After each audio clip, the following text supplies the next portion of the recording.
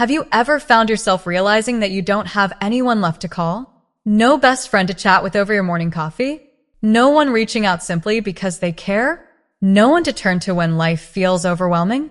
What if the quietest part of growing older isn't just the silence in your home, but the emptiness within your heart? In this video, we'll talk about something that's often ignored: what happens when older women lose their friendships and how it affects their happiness, sense of self, and health. Let me introduce you to Linda, a 71-year-old woman who moved across the country after retiring, expecting peace and relaxation. But instead, she found herself sitting alone at her kitchen table, staring at her phone, wondering why no one called anymore. Linda's story isn't unique, and the way it unfolds might surprise you. Many women face the same experience as they age, especially after the age of 60. But why does this happen? Why do friendships fade? And what can be done about it? In today's video, we'll uncover the real reason why these connections slowly slip away and how it impacts everything from health to your emotional well-being. You see, society often overlooks the emotional needs of older women, focusing instead on physical health and financial stability. But what happens when the emotional support you once relied on begins to disappear?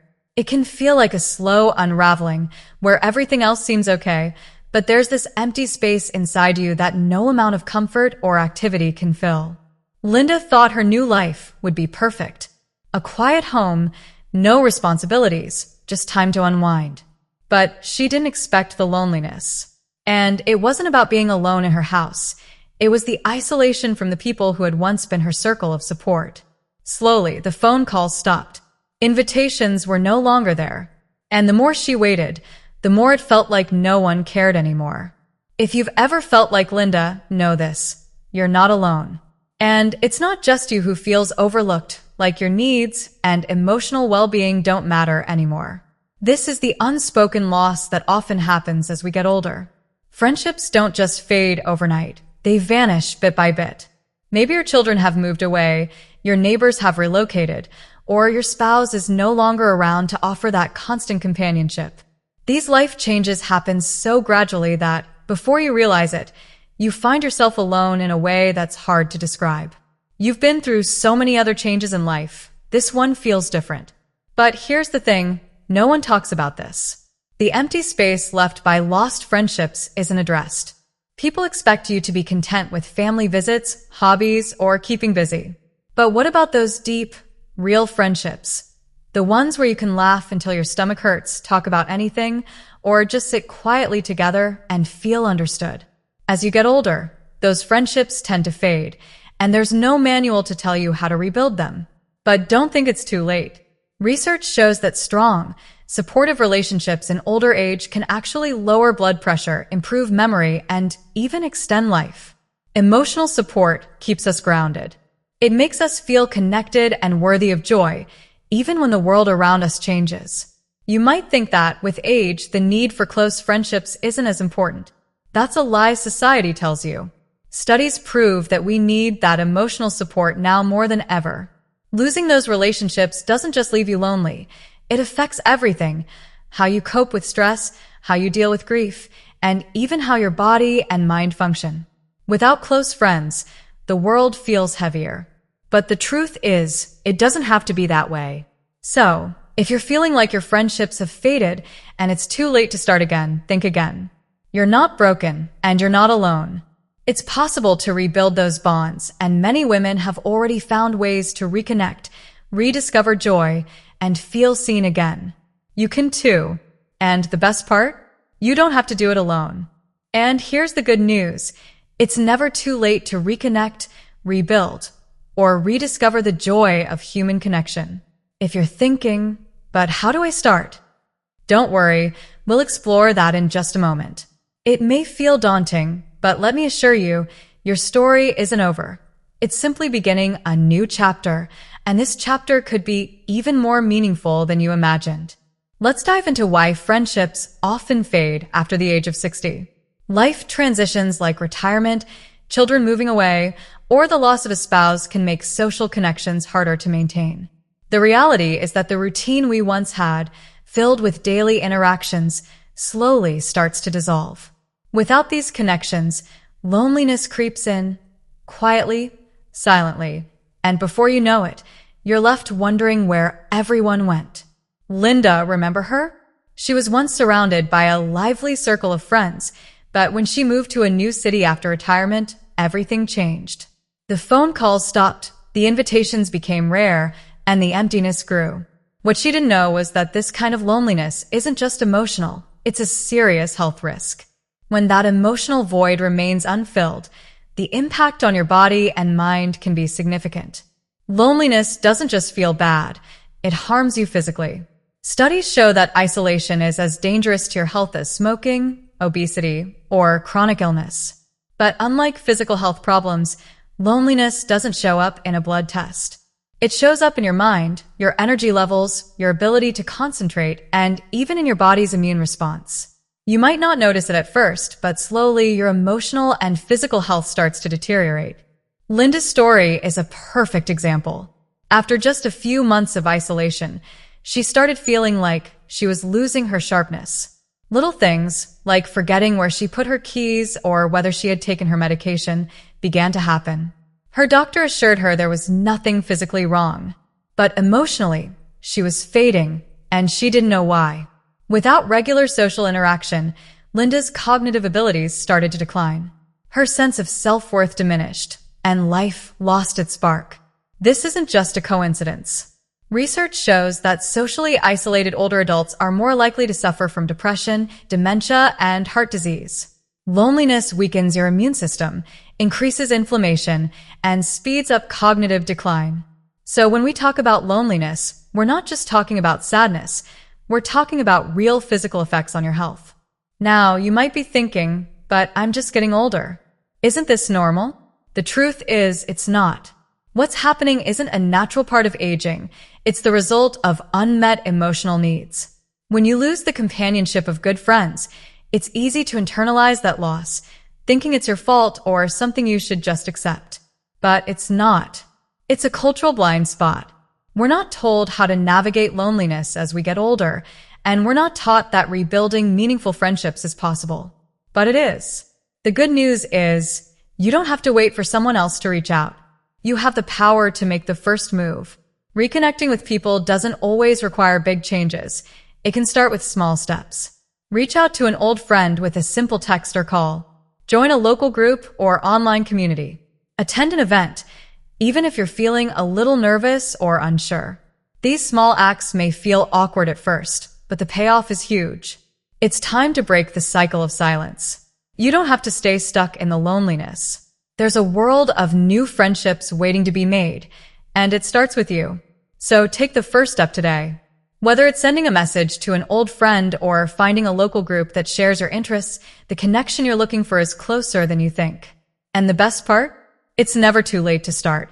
It's never too late to rebuild connections. In fact, some of the best friendships you'll ever have might still be ahead of you. Many people think that as they age, making new friends becomes impossible. But that couldn't be further from the truth. The idea that older adults can't form meaningful relationships is simply a myth. Think about it. As we get older, we're not chasing after trends or trying to fit into a particular mold. We've lived through so much, loved, lost, and learned along the way. Our friendships become richer, deeper, and more meaningful. We no longer need to impress others. We just want someone who accepts us for who we truly are. And when you begin to embrace that authenticity, you'll find that people are drawn to you in ways you didn't expect. The key is to take action, no matter how small. It might feel intimidating at first, but just showing up can make all the difference. For Linda, the turning point came when she decided to step outside her comfort zone and join a memoir writing group. She was nervous at first, even considered backing out a few times. But she took the leap, and it paid off. In that room, she met 6 other women who, like her, were searching for something meaningful. They shared stories, supported each other, and laughed together. What started as a simple decision to show up turned into one of the most fulfilling experiences of her life. If Linda can do it, so can you. Start small. Attend one event. Reach out to an old friend. Even if it feels awkward, even if you don't know exactly what to say, just start. Every step forward is progress. And here's another important point. It's okay to be vulnerable. It's okay to admit that you miss having someone to talk to, someone to laugh with, someone who understands you. The truth is, everyone, no matter how old, needs connection. And when you open yourself up to it, you give others the opportunity to step in. You don't have to find a large circle of friends to feel supported. In fact, one solid, genuine connection can be life-changing. Whether it's a weekly coffee with a new friend, joining a book club, or simply having someone to talk to on the phone, these moments of connection can bring an incredible sense of joy and fulfillment back into your life. You don't have to do it alone. There are women out there who feel exactly like you do, looking for meaningful friendships, someone to share life with. And they're waiting for you to take that first step too. Don't wait for the phone to ring. Pick it up. Send the message. Join the group. Start a conversation. Reconnect with the part of yourself that feels seen, heard, and valued. It's all possible, and it starts with you. If you've ever felt like it's too late or that you've missed your chance, I'm here to tell you that's not true. You are worthy of connection, joy, and companionship at any stage of life. And there's a world of women out there ready to rediscover the beauty of true friendship with you. The only thing you need to do is take the first step. So, ask yourself, what could one new connection look like for you? What would it feel like to be seen again, to share your story with someone who really listens? Don't wait for the perfect moment. The perfect moment is now. Now, let's talk about something crucial. Happiness isn't a one-size-fits-all experience. While some people might thrive by rebuilding a social circle and creating new friendships, others might find joy in solitude or a quieter, more reflective life. And that's okay. You don't have to follow a set path to find fulfillment in your later years. What's important is that you define happiness on your own terms. For some, that might mean spending time with a few close friends, while for others, it might be enjoying peaceful moments alone, engaging in hobbies, or rediscovering a creative passion. The key is to understand that you're not defined by how many friends you have, but by how deeply you connect with yourself and the world around you. Take a moment to think about it. In the past, maybe you spent so much of your time caring for others or focusing on responsibilities. Now, you have the opportunity to rediscover parts of yourself you may have set aside. Whether it's through reading, gardening, crafting, or even spiritual practices, these solitary activities can bring a deep sense of peace and fulfillment. And while they might not involve close friendships, they can help you reconnect with the most important person in your life, yourself. But that doesn't mean you have to isolate yourself. Even if you prefer a more solitary existence, staying open to small moments of connection can be transformative. A warm smile from a neighbor, a quick chat at the grocery store, or an occasional phone call with a friend. These little moments of human interaction remind you that you're not invisible. You're part of the shared human experience, and those small gestures can have a big impact on your emotional health. And let's not forget the power of community. Even if you prefer more quiet or independent activities, creating or nurturing a small, meaningful community is still possible. It could be a church group, a book club, or even a regular coffee date with a neighbor. The point is to create opportunities for connection, even in the smallest ways. It's not about forcing yourself into large social gatherings if that's not what brings you joy. It's about choosing a few connections that feel genuine and supportive. Now, for some women, happiness in later years may come from the deep contentment of being alone. Many find peace in solitude, taking walks, reflecting, meditating, or even enjoying a good book. And this is just as valid as seeking new friendships. You've spent so many years nurturing others. Now is your time to nurture yourself. Reconnect with the parts of you that bring you peace and joy, whether that's through creative outlets, nature, or simply enjoying the quiet moments life has to offer.